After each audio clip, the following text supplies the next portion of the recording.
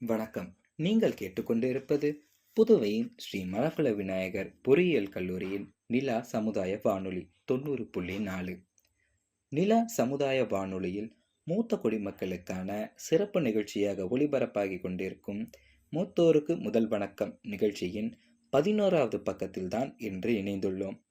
மூத்தோருக்கு முதல் வணக்கம் என்கிற இந்த சிறப்பு நிகழ்ச்சி இந்திய அரசின் சமூக நீதி மற்றும் அதிகாரமளித்தல் அமைச்சகம் மற்றும் இந்திய அரசின் சமுதாய வானொலி சங்கங்கள் இணைந்து உருவாக்கி சமுதாய வானொலி மூலமாக உங்களுக்கு வழங்கப்படுகின்ற சிறப்பு நிகழ்ச்சி தான் மூத்தோருக்கு முதல் வணக்கம். இந்த 11வது பகுதியில் தாத்தா பாரத்தும் பேத்தி லக்ஷ்மியும் எதுக்காக வந்திருக்காங்க தெரியுமா? இன்னைக்கு நம்ம நாட்டிலேயே அதிகம் பேர் கூடுற ஒரு இடமா மகா கும்பமேளா இருக்கு. இதுக்கு போற நாம முதியோர்களை பாதுகாப்பா அனுப்ப வேண்டியது நம்மளோட கடமை. அவங்களுக்கான பாதுகாப்பு நடவடிக்கைகள் என்ன மாதிரியான முன்னெச்சரிக்கை நடவடிக்கையை நம்ம முதியோர்கள் எடுத்துக்கணும் அப்படின்னு எல்லா விஷயங்களையும் தான் விரிவா இந்த ஒரு பகுதியில் நம்ம பார்க்க போறோம். வாங்க.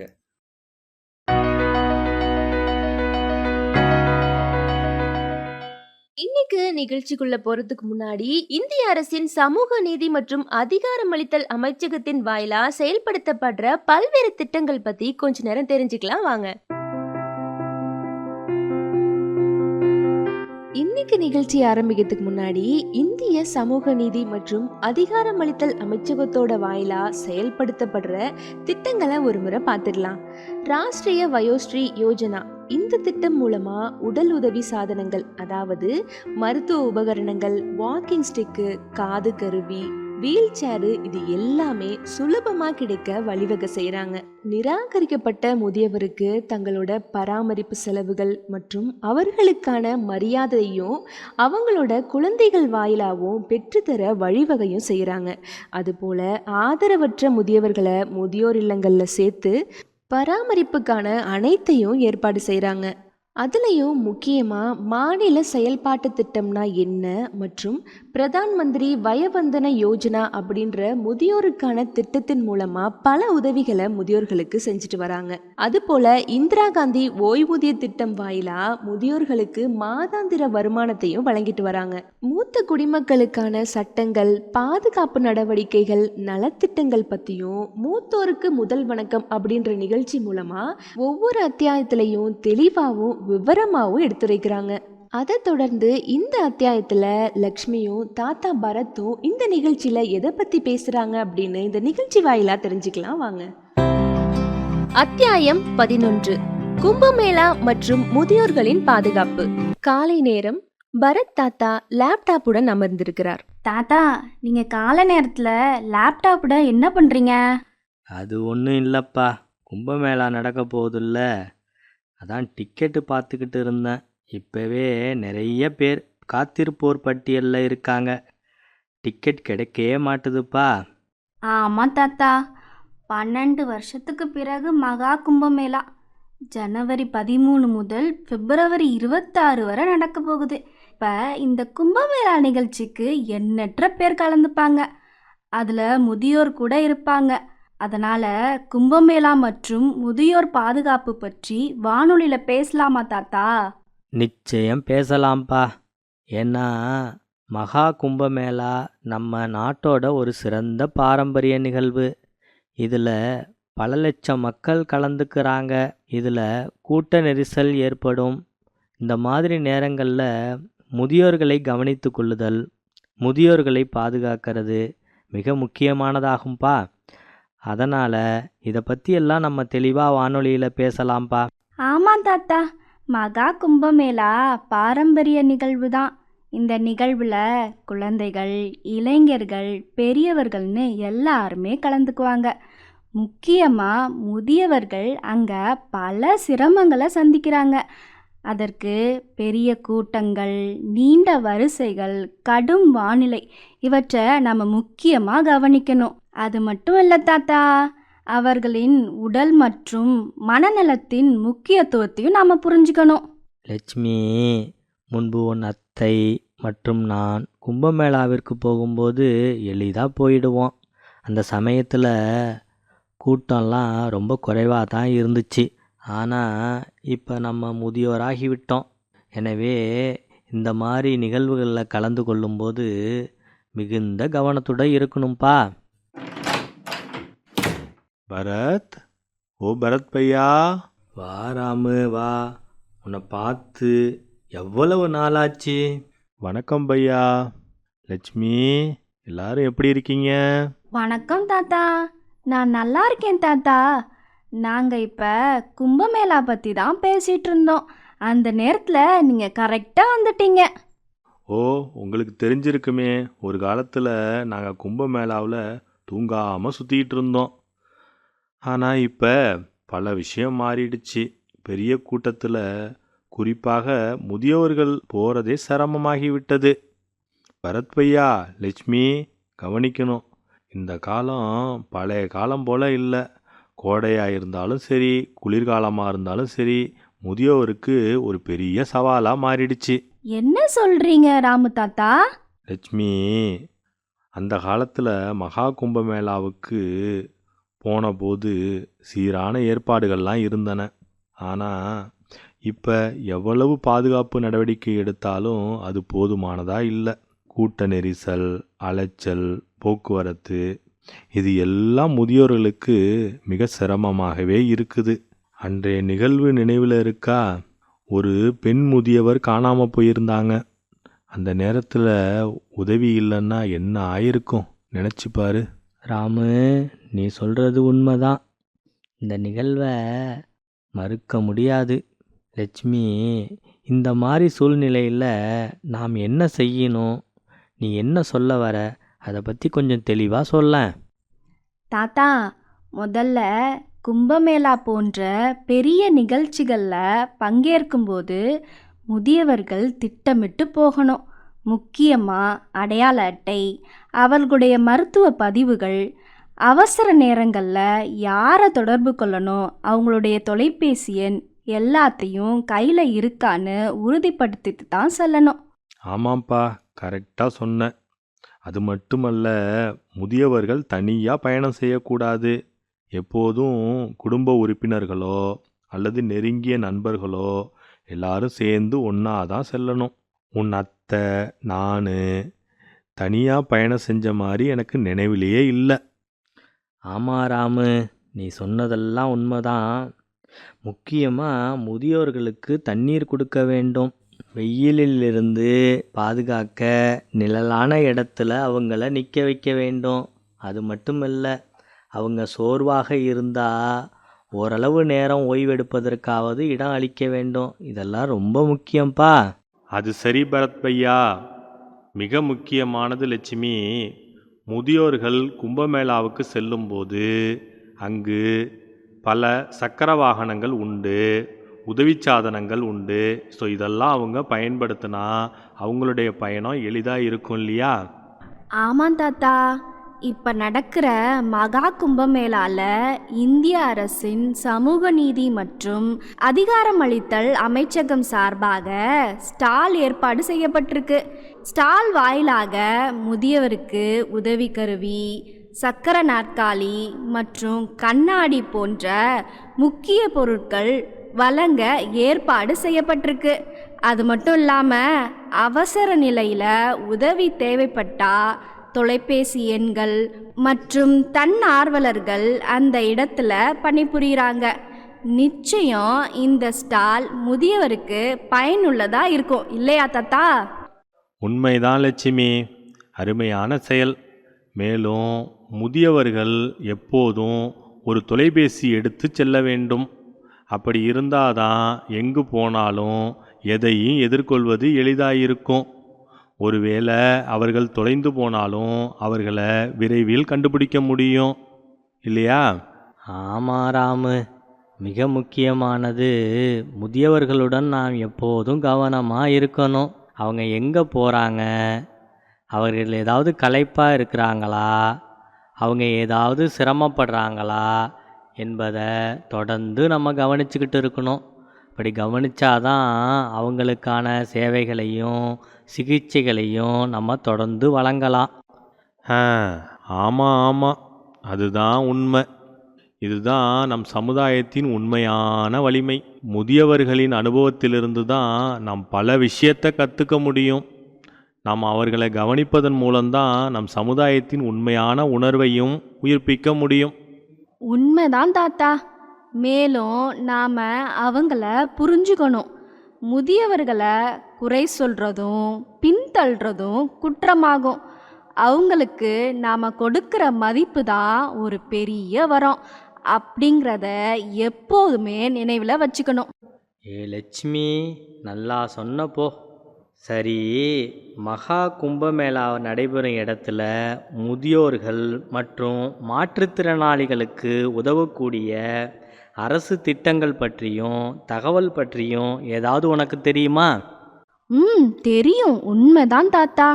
இந்திய அரசின் சமூக நீதி மற்றும் அதிகாரமளித்தல் அமைச்சகம் சார்பாக ஸ்டாலில் வழங்கப்படும் முக்கிய பொருட்கள், உதாரணத்துக்கு சக்கரை நாற்காலி, வாக்கிங் ஸ்டிக், கண்ணாடிகள், இதெல்லாம் முதியவர்களுக்கும் மாற்றுத்திறனாளிகளுக்கும் நிச்சயமாக உதவியாக இருக்கும்.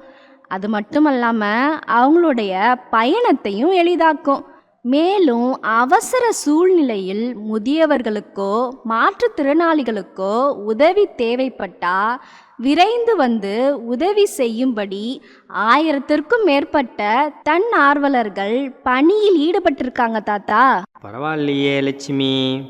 இந்திய அரசின் சமூக நீதி மற்றும் அதிகாரமளித்தல் அமைச்சகம் சார்பாக ஏற்படுத்தப்பட்ட ஸ்டாலில் வேறு என்ன தனித்துவமான சேவைகள் வழங்கப்படுது? அதை பற்றி கொஞ்சம் சொல்லேன். ஆமாம் தாத்தா. நான் ஏற்கனவே சொன்னபடி முதியவர்களின் பயணத்தை எளிதாக்கக்கூடிய முக்கிய பொருட்கள் வழங்குவதோடு தன்னார்வலர்களும் உதவி செய்கிறாங்க தாத்தா. மேலும் நமது வானொலி நிகழ்ச்சியின் வாயிலாக முதியவர்கள் பாதுகாப்பாகவும் மகிழ்ச்சியாகவும் வசதியாகவும் கும்பமேளா பயணத்தை மேற்கொள்ள தொடர்ந்து பல தகவல்களை வழங்க ஏற்பாடு செய்யப்பட்டிருக்கு. அத்துடன் இந்த ஆண்டு மகா கும்பமேளா டிஜிட்டல் மற்றும் தொழில்நுட்ப செயல்பாடுகளையும் முன்னெடுத்துள்ளது மிக சிறப்பான விஷயம் தாத்தா. என்னது, டிஜிட்டல் மற்றும் தொழில்நுட்ப செயல்பாடுகளா? எப்படி லட்சுமி? அதாவது ராம் தாத்தா, ஜனவரி 13 முதல் பிப்ரவரி 26 வரை நடைபெறும் மகா கும்பமேளாவில் ஏஐ தொழில்நுட்பம் பயன்படுத்தப்படுது. இந்த தொழில்நுட்பம் வாயிலாக எந்த மொழியில் வேணாலும், அதாவது 11 இந்திய மொழிகளில் தகவல்கள் வழங்க ஏற்பாடு செய்யப்பட்டிருக்கு. மேலும் மக்கள் தங்களுடைய சந்தேகங்களையும் தேவைகளையும் ஏஐ தொழில்நுட்பம் வாயிலா பேசியோ அல்லது டைப் செய்தோ அனைத்து தகவல்களையும் பெறலாம். பரவாயில்லையே. இந்த கும்பமேளா நவீன தொழில்நுட்ப மாயாஜாலமாக நிறைஞ்சிருக்கும் போல இருக்கே.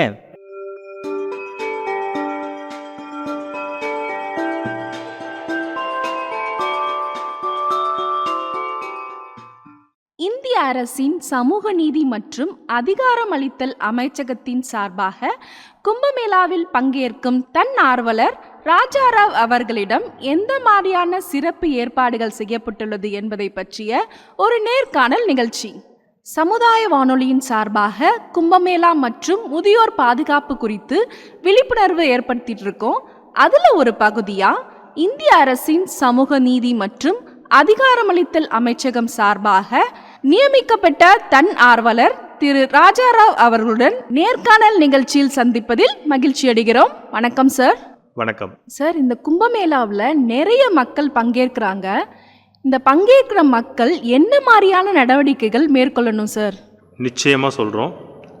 பொதுவாக கும்பமேளா அப்படிங்கிறது 12 வருஷத்துக்கு ஒரு முறை நடக்குது. இதில் பார்த்தீங்க அப்படின்னா இந்தியா முழுவதும் லட்சக்கணக்கான மக்கள் இதில் கலந்துக்கிறாங்க.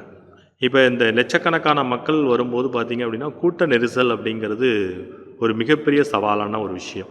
இப்போ இந்த கூட்ட நெரிசலை நம்ம சமாளிக்கணும் அப்படின்னா ஃபஸ்ட்டு அவங்க மேற்கொள்ள வேண்டியது, அதாவது அரசு என்ன மாதிரியான வழிமுறைகளையும் சட்ட விதிமுறைகளையும் சொல்கிறாங்களோ அதை முதல்ல ஃபாலோ பண்ணோம் அப்படின்னாவே முக்கியமாக ஒரு பாதுகாக்கப்படலாம். ஸோ அடுத்தது அவங்க ஒரு கூட்டமான இடத்துக்கு போகும்போது தொற்று நோய்கள் வரத்துக்கான அபாயம் எப்பயுமே உண்டு. அப்போ தொற்று நோய்கள்லேருந்து அவங்க என்ன பண்ணணும் அப்படின்னா, பாதுகாக்கப்படணும் அப்படின்னா எல்லாருமே வந்து மாஸ்க் அணியிறது ரொம்ப முக்கியமானது ஒன்று. ஸோ அவங்க மாஸ்க் அணிந்து பயணிக்கும்போது தொற்று நோய்கள் வந்து குறையறதுக்கான வாய்ப்பு இருக்குது. ஸோ அதே போல் அவங்களுக்கு வந்து அந்த கூட்டத்தில் உள்ள வரிசையை வந்து ஃபாலோ பண்ணாவே வந்து பல பிரச்சனைகளை வந்து நம்ம வந்து சமாளிச்சிடலாம்.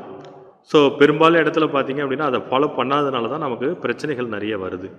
ஸோ இப்போ அரசு சொல்கிற கைட்லைன்ஸை ஸோ மக்கள் எல்லாருமே அதை ஃபாலோ பண்ணிட்டாங்க அப்படின்னா ரொம்ப ஸ்மூத்தாக எல்லாருமே மகிழ்ச்சியாக அந்த கும்பமேளாவில் பங்கேற்று இந்த பயணத்தை வந்து ஒரு ஒரு மகிழ்ச்சியான பயணமாக மாற்றலாம் அப்படிங்கிறது என்னுடைய கருத்து. சார், இப்போ நீங்கள் இந்திய அரசின் வழிமுறைகளை ஃபாலோ பண்ணணும்னு சொல்கிறீங்க. ஆனால் இப்போது அனைத்து தரப்பு மாநில மக்களும் இங்கே கலந்துக்கிறாங்க. அவங்களுக்கு தகவல்களை எந்த மொழியில் வழங்குறீங்க சார்? நிச்சயம் ஒரு நல்ல கேள்வி அப்படின்னே சொல்லலாம். அதாவது பொதுவாகவே பார்த்திங்க அப்படின்னா இந்தியாவிலேருந்து அனைத்து தரப்புப்பட்ட மக்களும் வந்து இந்த கும்பமேளாவில் பங்கேற்கிறாங்க. அப்படி பங்கேற்கும்போது பார்த்திங்க அப்படின்னா ஒவ்வொருத்தவங்க ஒரு மொழி பேசுவாங்க. ஸோ இப்போ வந்து ஒரு காமனாக வந்து ஒரு மொழியில் வந்து நம்ம தகவல் சொல்கிறது அப்படிங்கிறது வந்து அவங்கள போய் சென்றடையுமா அப்படிங்கிறது ஒரு நிச்சயம் வந்து ஒரு கேள்விக்குறி தான். ஸோ அப்படிங்கிற பட்சத்தில் பார்த்திங்க அப்படின்னா வந்து எப்படி வந்து நம்ம ஒரு டூர் போகிறோம் அப்படின்னா அங்கே ஒரு கைடு ஏற்பாடு பண்ணுறாங்களோ, ஸோ அதே போல் இங்கே எல்லா மொழியும் பேசக்கூடிய தன்னார்வலர்கள் இங்கே வச்சுருக்காங்க. ஸோ அவங்கள்ட்ட நம்ம வந்து என்ன பண்ணிக்கலாம் அப்படின்னா அவங்க சொல்கிற மொழியை வந்து டிரான்ஸ்லேட் பண்ணி அவங்கள்ட்ட புரிஞ்சுக்கிற அளவுக்கு ஸோ அவங்களுக்கான தகவல்கள் கிடைக்கிறதுக்கான நிறைய வாய்ப்புகள் இங்கே இருக்குது. ஸோ அது மட்டும் இல்லாமல் என்ன பண்ணுறாங்க, இந்த ஆண்டில் பார்த்திங்க அப்படின்னா டிஜிட்டல் மற்றும் ஏஐ தொழில்நுட்பத்தை வந்து பயன்படுத்தியிருக்காங்க. இப்போ ஏஐ தொழில்நுட்பம் அப்படிங்கிறது உங்களுக்கு எல்லாருக்குமே தெரியும். ஸோ எந்த அளவுக்கு வந்து டெவலப் ஆகிருக்கு. அந்த ஏஐ தொழில்நுட்பத்து வழியாக வந்து மொழிகள் வந்து டிரான்ஸ்லேட் பண்ணலாம். ஸோ தகவல்களை தெரிஞ்சுக்கலாம். அவங்கவுங்க மொழியில் அதை தெரிஞ்சுக்கிறதுக்கான வாய்ப்புகள் நிறைய நிறைஞ்சிருக்கு. இப்போ பார்த்திங்க அப்படின்னா சில பேர் வந்து ஸோ அவங்களுக்கு வந்து படிக்க தெரியாது, எழுத தெரியாது. ஸோ அந்த மாதிரி உள்ளவங்க பார்த்திங்க அப்படின்னா ஸோ அந்த ஏஐ தொழில்நுட்பம் ஸோ அந்த மாதிரி இடத்துல போயிட்டு அவங்க வந்து சாதாரணமாக வந்து வாய்ஸ் வழியாகவே என்ன பண்ணிக்கலாம், அவங்க பேசுகிறதுனாலேயே ஸோ அதுக்கான பதில் கிடைக்கும். ஸோ நம்ம வந்து சில பேர் வந்து பார்த்திங்க அப்படின்னா டைப் பண்ணி அந்த தகவல்களை பெற்றுக்கலாம்.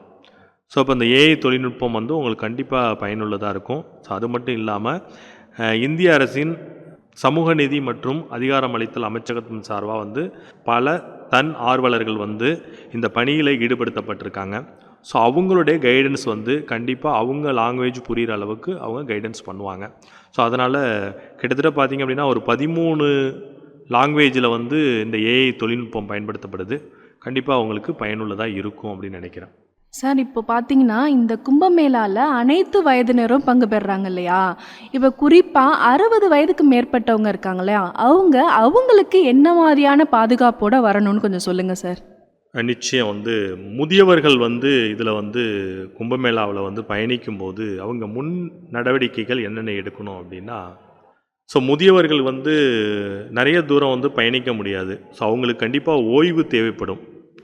அப்போ ஓய்வு எடுக்கிறதுக்கான இடங்கள் வந்து அரேஞ்ச் பண்ணியிருக்காங்க.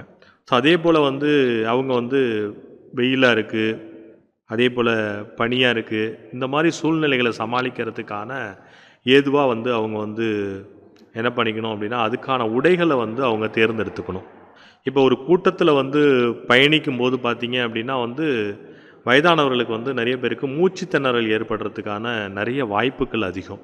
ஸோ அவங்களுடைய மனநிலை, உடல் நலம் எப்படி இருக்குது அப்படிங்கிறத அவங்க வந்து ஒரு மெடிக்கல் மருத்துவரை அணுகி நம்மளுடைய உடல் நலம் ஆரோக்கியமாக இருக்குதா, நம்மளால் பயணிக்க முடியுமா, நம்ம வந்து இந்த பயணத்தை வந்து சிறப்பாக வந்து செல்ல முடியுமா அப்படிங்கிறது அவங்க முதல்ல டெஸ்ட் பண்ணிக்கணும்.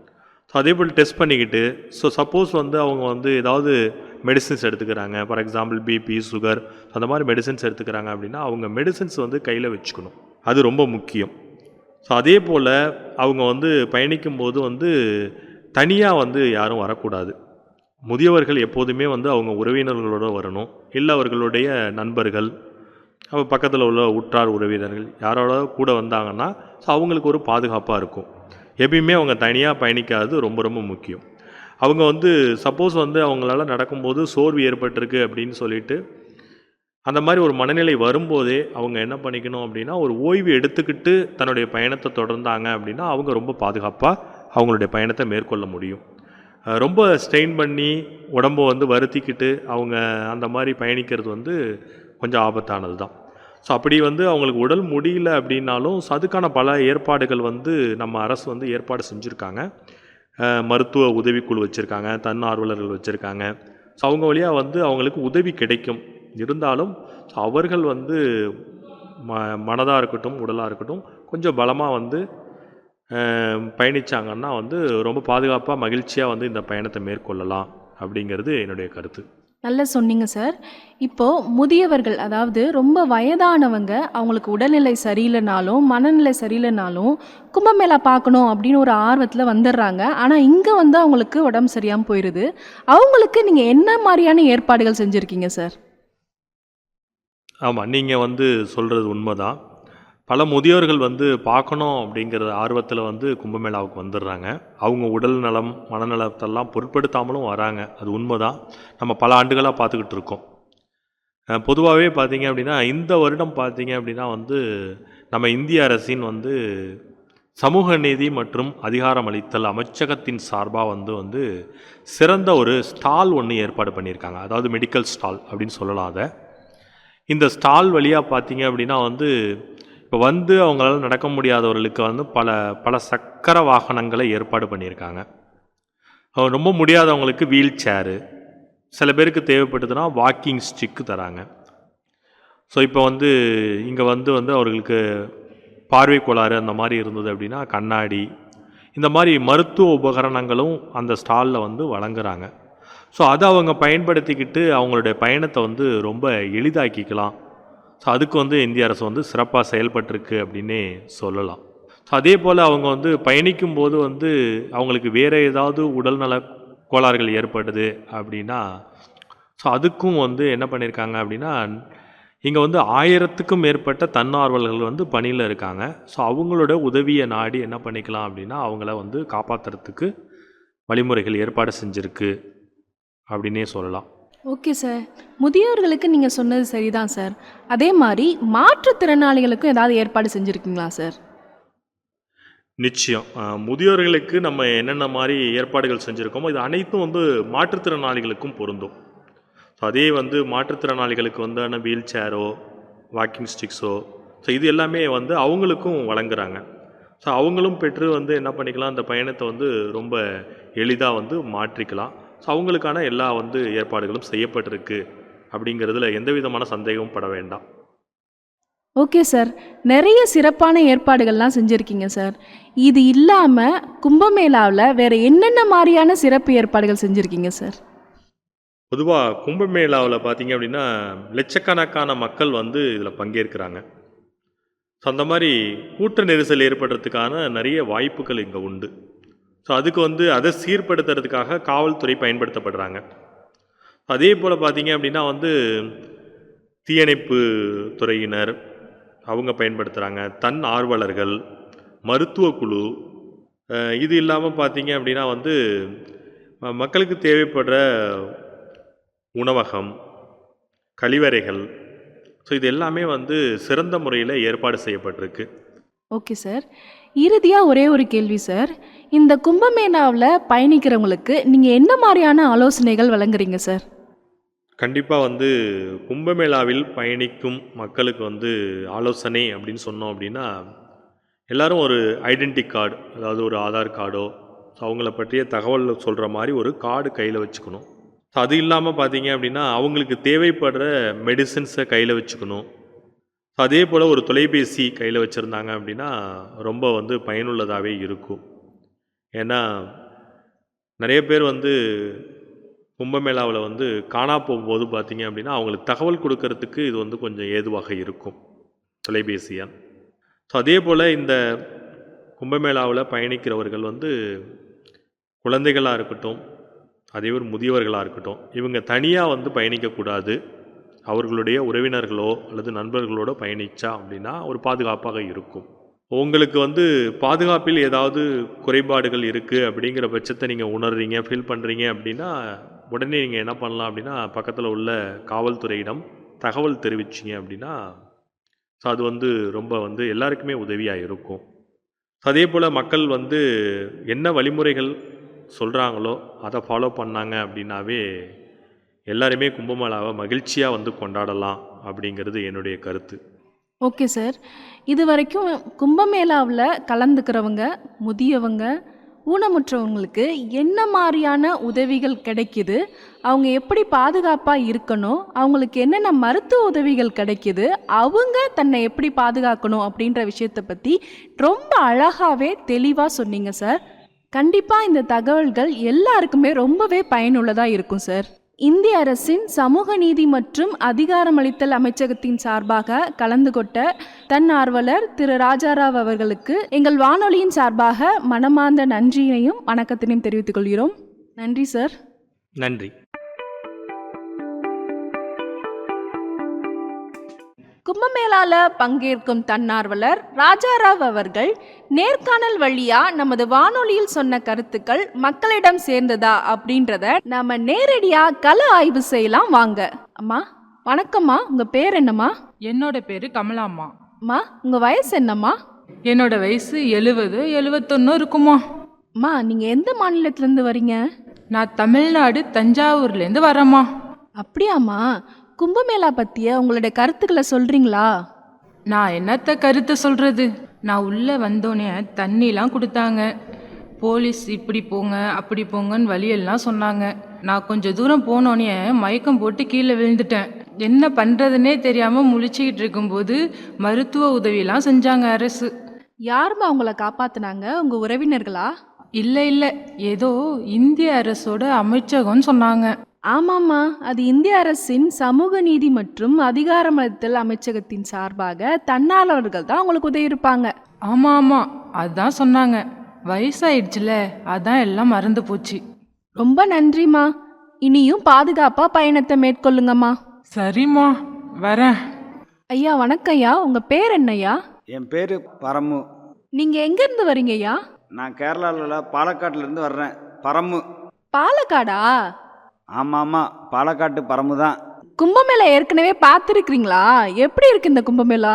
நான் எங்கே கும்பமேளா பார்த்தேன், இந்த வருடம் தான் வந்திருக்கிறேன் கும்பமேளா பார்க்குறதுக்கு. ஐயா இந்த கும்பமேளா எப்படி பாதுகாப்பாக இருக்கா உங்களுக்கு? அதை பற்றி கொஞ்சம் சொல்லுங்களேன். ஆமாம், பாதுகாப்பாக தான் இருக்குது. முதியவர்களுக்கு இவ்வளோ ஏற்பாடு செஞ்சுருக்காங்களா? ஆச்சரியமாக தாங்க இருக்குது. என்ன ஆச்சரியமா இருக்கா? அப்படி என்ன முதியோர்களுக்கு ஏற்பாடு செஞ்சாங்க, அதை பற்றி கொஞ்சம் சொல்கிறீங்களா?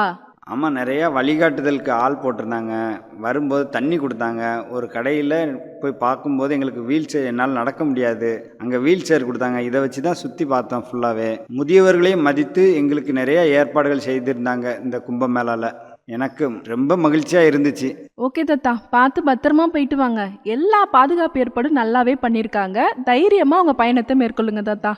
இப்போ நம்ம மக்கள்கிட்ட கருத்துக்கள்லாம் கேட்டோம் இல்லையா? திரு ராஜாராவ் சொன்ன மாதிரி எல்லா உதவிகளுமே இங்கே கிடைக்குது. கும்பமேளாவில் முதியவர்கள் பாதுகாப்பாக பயணத்தை உணர்வாங்கன்றது எந்த விதமான சந்தேகமும் இல்லை. நன்றிங்க. வாங்க வானொலி நிகழ்ச்சியில் பரத் என்ன சொல்கிறாருன்னு கேட்போம்.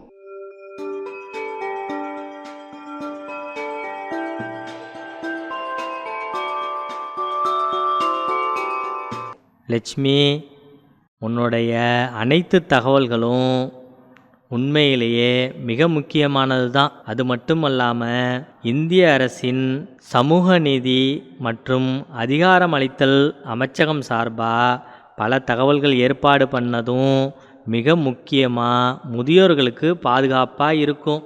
மேலும் இந்த கும்பமேளா நிச்சயம் முதியவர்களுக்கு ஒரு எளிய பயணமாக தான் இருக்கும் அப்படின்னு நம்பலாம். நீ சொன்னது சரி பரத் பையா. லட்சுமி, நம்ம பண்பாட்டின் அடித்தளம் முதியவர்களை கவனிப்பது ரொம்ப முக்கியம். நம்ம இந்த பொறுப்பை புரிந்து கொண்டால்தான் சமுதாயத்தில் உண்மையான மாற்றத்தை கொண்டு வர முடியும். சரி தாத்தா, இதுவரை நமது சிறப்பு அத்தியாயத்தின் மூத்தோர்க்கு முதல் வணக்கம் நிகழ்ச்சியின் வாயிலாக பல தகவல்களை வழங்கினோம். இந்நிகழ்ச்சி இந்திய அரசின் சமூக நீதி மற்றும் அதிகாரமளித்தல் அமைச்சகம் மற்றும் சமுதாய வானொலியின் கூட்டமைப்பு சங்கம் இணைந்து வழங்கியது. இன்று மகா கும்பமேளாவில் முதியோர்களை பாதுகாப்பது பற்றி நாம் எல்லாருமே தெளிவாக பேசினோம். நேர்களே, நாங்களும் நம்புகிறோம் நீங்கள் இந்த தகவல்களை உங்கள் குடும்பத்தினருடன் மற்றும் நண்பர்களுடன் பகிர்ந்து கொள்ளவும், இதனால் முதியவர்கள் பாதுகாப்பாகவும் வசதியாகவும் மகிழ்ச்சியாகவும் இந்த ஆண்டின் கும்பமேளா பயணத்தை மேற்கொள்ள முடியும். வரும் அத்தியாயத்தில் நாங்கள் முதியவர்களுக்கான பல நலத்திட்டங்களை பற்றி தொடர்ந்து பல தகவல்களை வழங்க இருக்கிறோம். அத்துடன் எல்லாரும் சேர்ந்து முதியவர்களின் மதிப்பையும் பாதுகாப்பையும் வழங்கி ஒரு சிறந்த சமுதாயத்தை கட்டியெழுப்பலாம். இத்துடன் இந்நிகழ்ச்சியை நிறைவு செய்யும் நேரம் வந்துருச்சு. உங்களிடமிருந்து விடைபெறுவது லக்ஷ்மி மற்றும் ராம் தாத்தா. லட்சுமி, ராம், நானும் நிகழ்ச்சியிலிருந்து விடைபெறுகிறேன். நேர்கள் அனைவருக்கும் நன்றி, வணக்கம். நேயர்களே, இதுவரை நீங்கள் நிலா சமுதாய வானொலி 90.4 ராஷ்டிரிய வயோதிக யோஜனாவின் சிறப்பு நிகழ்ச்சியான மூத்தோருக்கு முதல் வணக்கம் நிகழ்ச்சியை கேட்டீர்கள். இந்த நிகழ்ச்சியை பற்றிய உங்களுடைய கருத்துக்களை எங்களிடம் பகிர்ந்து கொள்ளுமாறு கேட்டுக்கொள்கிறோம். தொடர்பு கொள்ள வேண்டிய வாட்ஸ்அப் எண் 9629124512. உங்களுடைய கருத்துக்களை வாட்ஸ்அப் மூலமாகவும் நீங்கள் பதிவிடலாம். இந்த நிகழ்ச்சியானது இந்திய அரசின் சமூக நீதி மற்றும் அதிகாரமளித்தல் அமைச்சகம் மற்றும் இந்திய அரசின் சமுதாய வானொலி சங்கங்கள் இணைந்து சமுதாய வானொலி வாயிலாக உங்களுக்கு வழங்கியது. மத்திய மற்றும் மாநில அரசுகள் இணைந்து தமிழக அரசின் சமூக நலத்துறை கீழ் இத்திட்டங்களை செயல்படுத்தப்படுகின்றன. இத்துடன் இன்றைய நிகழ்ச்சி நிறைவடைகிறது. மூத்தோருக்கு பயன்பெறும் செய்தி தொகுப்புடன் மீண்டும் அடுத்த நிகழ்ச்சியில் சந்திக்கும் வரை உங்களிடமிருந்து விடைபெறுவது நிலா சமுதாய வானொலி 90.4. நன்றி.